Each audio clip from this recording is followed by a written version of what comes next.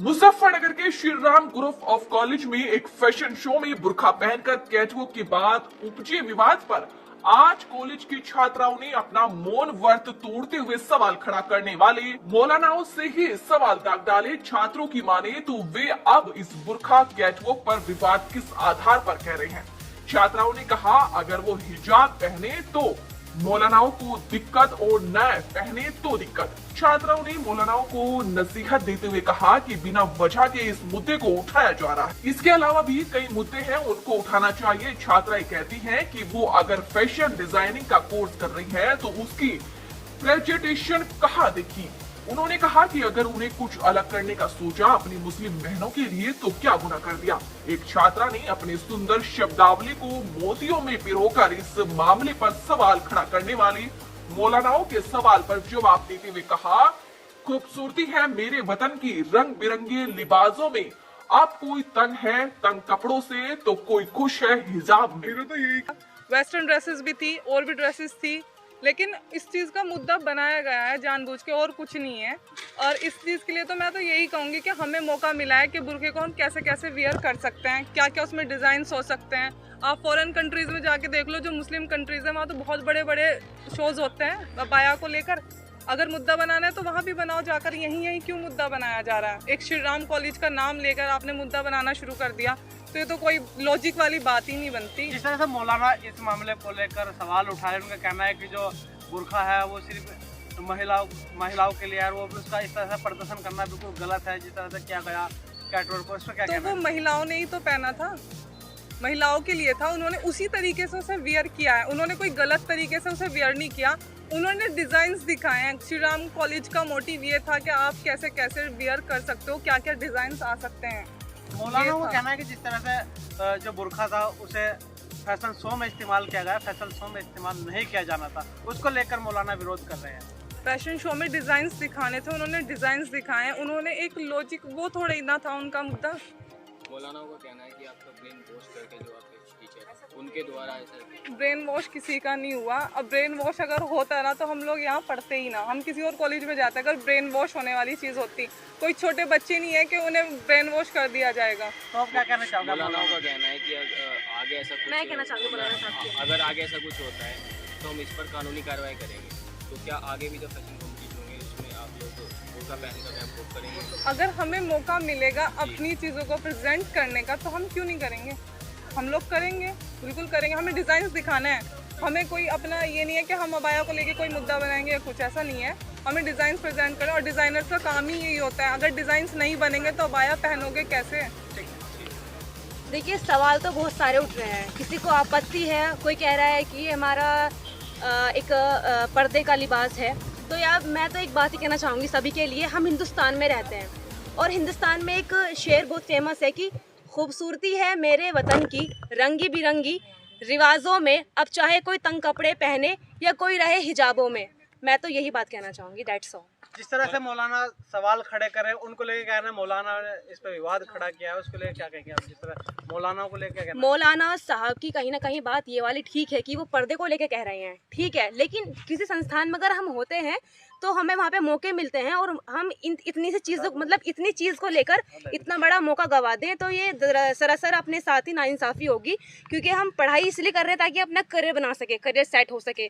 और जब हमने चीज़ को रिप्रेजेंट किया तो जो हमारे डिज़ाइनर है उन पे भी काफ़ी सारे ऑफर्स इस चीज़ के लेकर आए हैं कि भाई आपको अपना करियर बनाना है तो आप हमारे यहाँ पे शोरूम पे या फिर हमारी जो होती हैं ये क्या बोलते हैं शॉप्स वगैरह यहाँ पे वर्क कर सकते हैं। तो आप देखिए उनके लिए कितनी अच्छी बात है ये कि उनको ऑफर्स आए हैं।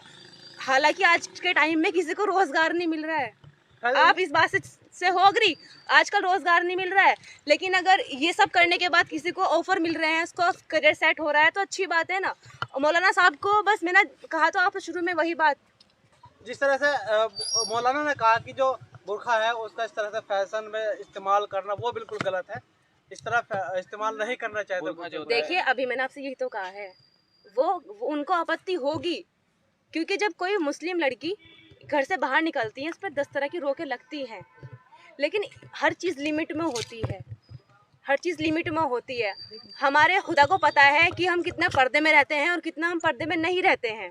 और दूसरी बात है, यह संस्थान है, संस्थान में कोई धर्म भी ऊपर या नीचे नहीं होता, सब इक्वल होते हैं। आपका ये कहना है जो आप लोगों ने बुर्का पहनकर रैंप वॉक हम किया, वो लोग सही है भी?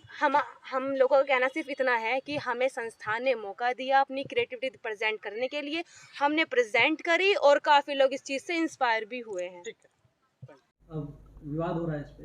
देखिए, मौलाना साहब ने जो बात कही है वो उनके विचार हैं, उसमें मैं कुछ कहना नहीं चाहूँगा, लेकिन सिर्फ अपनी तरफ से मैं ये कहूँगा, संस्थान की तरफ से ये कहूँगा कि हम शिक्षण संस्थान हैं और हमारा उद्देश्य किसी भी धर्म की बच्ची को शिक्षा के क्षेत्र में आगे बढ़ाना है, चाहे वो हिंदू हो या मुसलमान हो या किसी भी जाति की हो। और हमने वही किया।